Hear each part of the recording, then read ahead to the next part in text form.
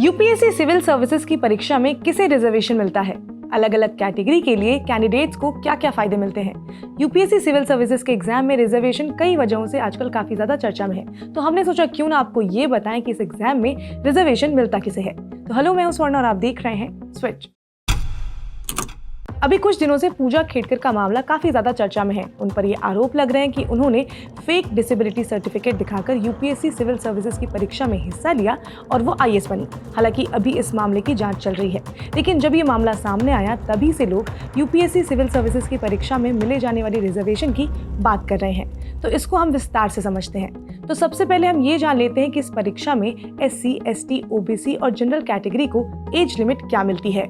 तो हर साल जब यूपीएससी एग्जाम के लिए नोटिफिकेशन जारी करता है तब उसमें एज लिमिट के बारे में भी सभी जानकारियां दी जाती हैं। तो सिविल सर्विसेज की परीक्षा देने की जो मिनिमम एज लिमिट है वो 21 साल है।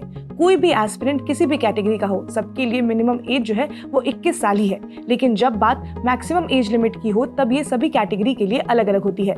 अगर कोई कैंडिडेट जनरल या ईडब्ल्यूएस कैटेगरी से आता है तो उसके लिए एज लिमिट 32 साल है। वहीं अगर कोई कैंडिडेट ओबीसी कैटेगरी से फॉर्म फिल करता है तो उसके लिए जो एज लिमिट हो जाती है वो 35 साल है। इसके अलावा एससी, एसटी कैंडिडेट्स को 37 साल तक इस एग्जाम को लिखने का मौका मिलता है।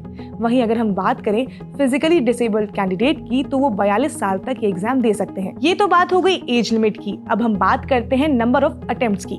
तो जनरल और ईडब्ल्यूएस कैंडिडेट को 6 अटेम्प्ट्स मिलते हैं। वहीं ओबीसी कैंडिडेट की बात करें तो उन्हें 9 बार ये मौका दिया जाता है।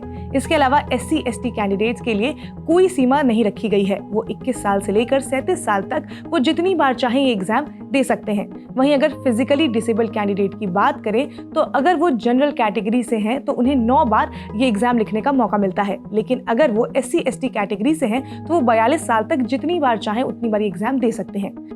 केंद्र सरकार ने 2016 में rights of person with disabilities act यानी कि आरपीडब्ल्यूडी एक्ट पास किया था। इस एक्ट में डिसेबिलिटी से रिलेटेड रिजर्वेशन की बात कही गई थी। इसमें फिजिकल डिसेबिलिटी के भी 5 कैटेगरी को डिफाइन किया गया।